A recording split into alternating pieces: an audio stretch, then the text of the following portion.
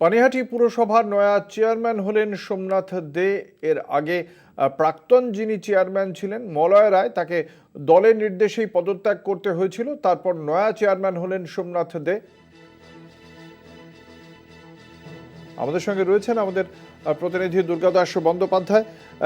সোমনাথ দের এই যে নয়া চেয়ারম্যান হওয়া, পানিহাটি পুরসভার অন্যান্য কাউন্সিলররা এই বিষয়টিকে কিভাবে দেখছেন?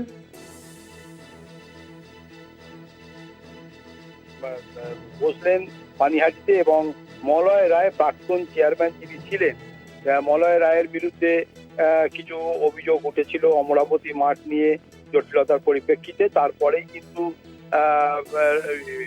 মানে আমাদের ফিরহাদ হাকিম থেকে শুরু করে জেলা নেতৃত্ব তাকে সরে যাবার কথা বললেও তিনি কিন্তু অনড় মানসিকতা নিয়েছিলেন এবং এটা নিয়েও কিন্তু একটা নাটকের পর্ব শুরু হয়েছিল। পরে মুখ্যমন্ত্রী মমতা বন্দ্যোপাধ্যায় বিষয়টিতে হস্তক্ষেপ করেন এবং তার নির্দেশেই মূলত মলয় রায় তিনি পদত্যাগ করেন।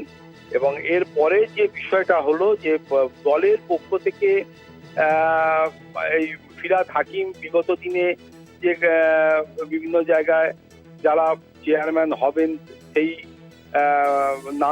নাম তিনি বন্ধ খামে করে যেমন নিয়ে যেতেন, এক্ষেত্রে কিন্তু দেখা গেল যে মুখ্যমন্ত্রী মমতা বন্দ্যোপাধ্যায় নিজে সেই নাম ঠিক করলেন যে কে আগামী দিনে পানিহাটি নতুন চেয়ারম্যান পদে বসবে।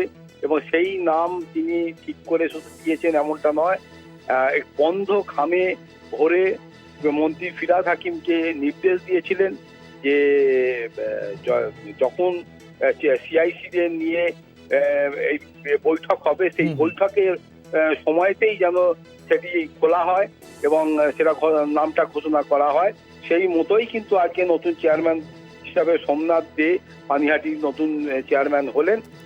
যেটা জানতে চাইবো, এই সোমনাথ দের বিরুদ্ধে অভিযোগ উঠেছিল যে তিনি এই আরজিকর পরিবারের নির্যাতিতার বিষয়ে তিনি নাকি অত্যন্ত দ্রুত তার সৎকার করার বিষয়টি তিনি দেখেছিলেন। এমনকি তৎকালীন আরজিকর হাসপাতালের প্রাক্তন অধ্যক্ষ সন্দীপ ঘোষের সঙ্গে দীর্ঘ সময় ধরে বৈঠকও করেছিলেন এই সোমনাথ দে।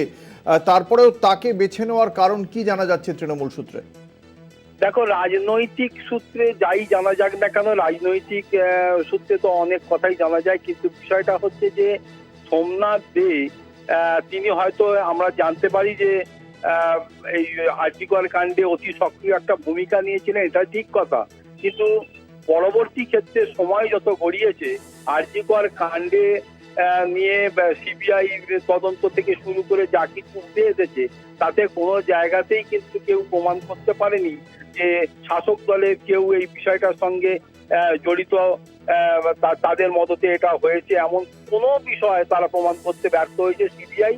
ফলে মহামান্য আদালত এখনো পর্যন্ত যে রায় দিয়েছেন তা সেই রায়ের পরিপ্রেক্ষিতে এটুকু বলা যায় যে অভিযোগের লিস্ট তালিকায় অনেকের নাম উঠে এসেছিল, অনেক রকম ভাবে উঠে এসেছিল, কিন্তু সোমনাথদের নাম উঠে এলেও তাকে কিন্তু এখনো পর্যন্ত অভিযুক্ত বা দোষী সাব্যস্ত হয়েছেন এমন কোনো বিষয় তার সম্পর্কে দেখা যায়নি। ফলে কেউ কারোর বিরুদ্ধে রাজনৈতিক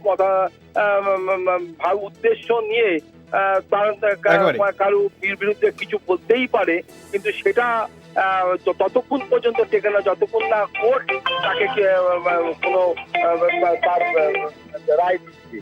আর সবথেকে বড় কথা যে আমাদের সঙ্গে ছিলেন আমাদের প্রতিনিধি দুর্গাদাস বন্দ্যোপাধ্যায়। নয়া চেয়ারম্যানের নাম ঘোষণা হওয়ার পর কি প্রতিক্রিয়া নবনিযুক্ত চেয়ারম্যান সোমনাথ দের শোনাবো।